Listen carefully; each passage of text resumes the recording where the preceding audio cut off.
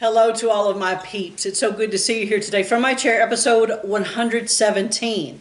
I have Martha with me today. I know, my sweet mom, it was like totally dead, my topiary, and she helped it, she trimmed it up for me while I was in Papua New Guinea, and so now it's got some life to it, although the life's kind of in the wrong place. It's down here instead of up there, but oh Martha, I'm excited about Martha. I'm working on it. It's not perfect. It's not like the one last week. By the way, last week, the croton that I showed you from last week, my brand new plant, and got it in memory of my dad that passed away. And one of my peeps, one of my sweet peeps, dear peeps, texted me this week or last week and said, I have a name. If you don't have a name yet, I've got one. And I'm like, okay, what is it? And we're going to officially name last week's plant, the croton, we're going to name it Hero. In honor and memory of my dad. And I'll bring it out again. Hopefully I don't kill it. It's doing wonderful. It's doing great. Took it home.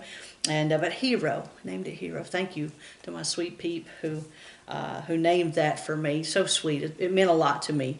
And I appreciate it. So here we go. We're going through this thing of building better relationships. I did have some peeps also, several peeps actually. They've asked me to tackle, to take a minute and review the 3 tools from the boxes that we've done so far, but to add with that the label that we put on each box. So I'm going to do that real quick, rapid fire. So I'm going to give you the box number, the title that we put on the box for all those lessons, you know, all those months of all those lessons, and then the 3 tools, rapid fire. I will not teach about them, but here we go. Box 1, my box is the perfect box, or we call it the perfectionist box. 3 tools. Number 1, they don't enjoy your teasing, criticism, or curt remarks. Number 2, they need your loyalty and trustworthiness. Number 3, notice when they do good and tell them and show them that they are good. So that's box 1. Box 2, we labeled this one, I need you in my box. Remember the kitty? I need you in my box. Or we call it the needy box. 3 tools.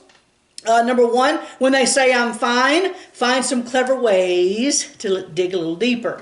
Tool number 2, your 2-box peep needs to verbally process things, so be patient as they talk. Tool number 3, they enjoy affection and need your verbal affirmation that you love them for who they are and not what they do for you. So that's a 2-box. Box 3, my box is better than your box, or we call that the comparison box. 3 tools. Number 1, they want and thrive off of your verbal praise and approval. Tool number 2, because your 3 peep does not lose well, be less focused on dueling with them in matters. And tool number 3, tell your 3-box peep exactly what you need. They want to meet the need, they just don't know what that need is. They don't know what those needs are. Box 4, alone in my unique box, or we call it the isolated box. 3 tools. Number 1, hang with them. Hang with them, be a source of stability in their supersized feelings.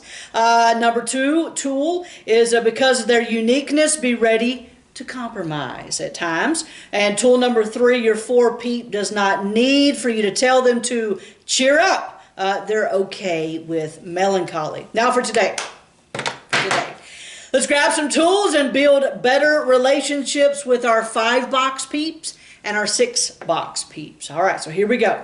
First of all, we'll start with box 5. This is called, this is my box, or the analytical box. They like lots of knowledge and things. This is my box, or the analytical box. So, tool number 1, here we go. In communication, they love to tell you what they think, not how they feel or what they feel. They love to tell you what they think, not what they feel. Knowledge over emotion. So let me hand us a very valuable tool in 2 parts. Pay attention to 2 parts. It's a communication tool. Here's the 2 parts. Linger longer and patiently decipher. Okay? Because they do a lot of knowledge when they talk about a lot of things and what they know instead of heart conversation, you're going to need to linger longer and patiently decipher. Give them space and time to tell their stories. Okay, that's lingering longer. Give them space, give them time to tell their stories. as in your focused attention. Undistracted. They don't like it when you're distracted. They want your focused attention and being undistracted. Then you listen and ask as you listen and ask the thoughtful questions, the emotion and the feeling will show up in the heart of your peep. And that's the patiently deciphering. As they tell you stories, as you focus, as you listen and linger longer, patiently decipher and ask some questions, and that emotion and that feeling will show up in the heart of your peep. I have a dear 5-box peep, and if I see that we need a heart-to-heart talk, I will wait and be very strategic about discussing those issues. It won't just be on the fly in front of everybody. It won't be, hey, by the way, no, that doesn't do well. If you'll plan it and prepare it and be strategic about it, it lets them feel safe to speak, and it shows that they aren't a bother to you. Tool number 2. Help them find, let me get my tool number 2, help them find a place in something that is already in progress, okay? Help them find a place in something that is already in progress. Let's just be honest. Your 5-box peep does not enjoy being forced to socialize. I'm just telling you, they don't like being forced to socialize. They're not the 7-box social butterfly or the 3-box that walks in and works the room and loves it and knows what to do and how to talk to everybody. So use this helpful tool, and especially in social gatherings. Outstretch your hand and welcome them to your space. When you see them come into a party or a social gathering at church or at your house or something, reach out, walk towards them, and invite them into your space. Give them a place to fit and to be comfortable. Trust me, it'll give them a minute to adjust and settle into the social mode. Because they've got modes, and there's a social mode, and they need a minute. They just need a minute. That's a wonderful tool. The tool of help them find a place in something that is already in progress. Tool number 3. This one is going to seem a bit weird, but it is so very helpful. Okay, here we go. Your 5-box peep does not like to be needy, okay? They live their life trying to be self-sufficient and dependent on no one. Okay, so what's the tool message? Okay, here we go. A great tool for building a better relationship with your 5-box peep is this. Verbally minimize your help. Verbally minimize your help. Let me explain it. I'm going to give you an illustration. I have not been giving a ton of illustration with these, but I'm going to give you one with this one. When your peep is sick, and your 5-box peep, let's just say they get sick and they can't get to the grocery. Understand that they probably won't ask you to go get stuff for them from the grocery store. You'll just have to do it because you know there's a need and you see the need. They need you, okay? You're going to have to just do that on your own because they more than likely won't ask you for help. But watch this, and here's the tool. When you come back to their house with the groceries, hand them over without an ostentatious display of your awesomeness and sacrificial martyrdom. I know that was a humongous mouthful. No fanfare. Hey, look at me. I know you needed all this stuff. It's going to help you feel better and do better. And there's this in there and this in there. I know you need. No, they don't want that. They don't want that because it was very hard for them to accept things and admit that they need you. No, do the opposite. Fewer words and minimize your help and their neediness, which I know for a 2-box is so very difficult because you need the, woo, thank you. They're not going to be like that. I'm just saying, and especially in unhealthy spaces. One of the greatest tools is meeting a need for your 5-box peep under the carpet. Just real quiet about it. Not a lot of fanfare, not a lot of sacrificial martyrdom or this display of amazingness because I did something for you. No, just it's quiet. I need my 5-box peep way more than she needs me. But when she does need me, it's quick and it's quiet. I try to do that, and that's a wonderful tool for your 5-box peep. 3 tools for $5. Linger longer and patiently decipher. Help them find, number 2 tool, help them find the place in something that's already in progress. And number 3, verbally minimize your help. Here we go. Let's build better relationships with your 6-box peep. I think maybe a third of America is a third of the population are 6-box peeps. So the title of this is "What if it rains on my box?" Remember that one? What if it rains on my box? Or we also called it the worst case scenario box. 3 tools. Hang on to these. Hang on to these. Tool number 1. Ready? Have a plan for the worst thing that could happen. Boy, that's good. Have a plan for the worst thing that could happen. You cannot put to rest every single fear and scenario that they may have, but you can sift through all of it and find the worst thing that could happen and then map out a plan for that. Boy, that's a good tool. I'm just telling you. There's so many, they're so afraid of everything, and it's like the worst case in this and this and that. Okay, wait. Just take the worst thing that could happen and have a plan ready for your 6-box peep. When I am out with my dear 6-box peep, I need 2 pieces of information ready in my mind. Number 1, a way out. I always need a way out of any given place. That puts my 6-box peep at ease to be out and about in certain situations and places. A way out, and number 2, the closest hospital.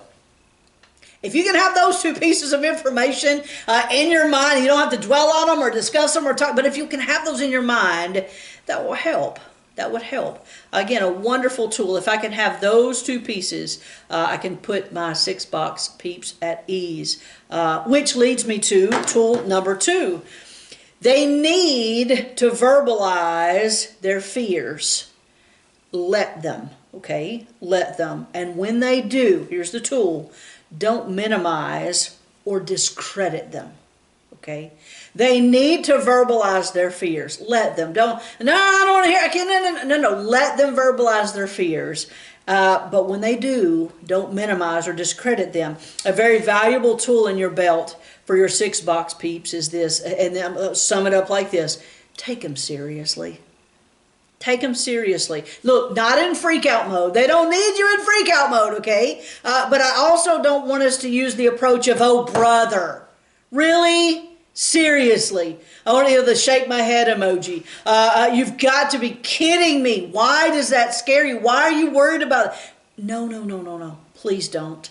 That's not you need the tool. You need the right tool. That's not the right tool. You've got to take them seriously. Again, not in freak out mode, but listen to them and take them seriously. Something that I have found is that when I listen to their worst case scenario thoughts, they will often bring to light some cautions that I may be missing. Yeah.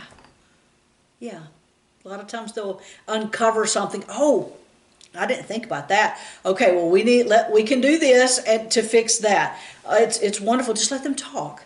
Let them talk. Let them show their fears and worries and worst case scenarios. Take them seriously with it, but please don't undermine and don't minimize those things. And that's not a great way to build a better relationship with your 6-box peep. Tool number 3.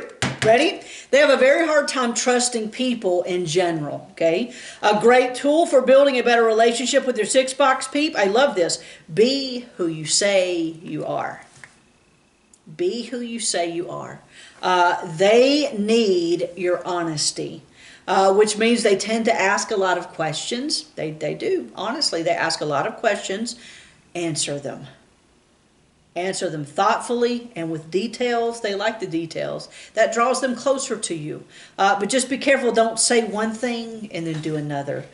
Be who you say you are. Be genuine. That's a big deal to our 6-box peep. So let's recap. You ready? Let's recap. Here we go. How can I build a better relationship with my 6-box peep? So number 1, have a plan for the worst thing that could happen. You don't have to have a plan for everything, okay? But just think about it, listen to the worst thing that could happen, and have a plan for that. Number 2, don't minimize or discredit their fears. please take them seriously. Again, not freak out mode seriously, but take them seriously. Listen, and please don't minimize or discredit. Why in the world are you scared about that? No, don't do that. Again, we're trying to build better relationships. And then number 3, be who you say you are. Yeah, answer those questions. And don't put on a facade and then go behind their back and be somebody different. They're watching. They're watching. And what comes out of that is great loyalty. They're super loyal. 5 boxes and 6 boxes. They are the most loyal friends. They are most loyal peeps I could ever want. My 5 and 6 box. They love loyalty, but you got to use the right tools. So, just some more tools for our 5 and 6 box peep. I pray that you can use some of these to help you in your relationships with your peeps. Don't forget, Lydia at 11 in her journey to become and remain cancer-free. Now go be amazing today.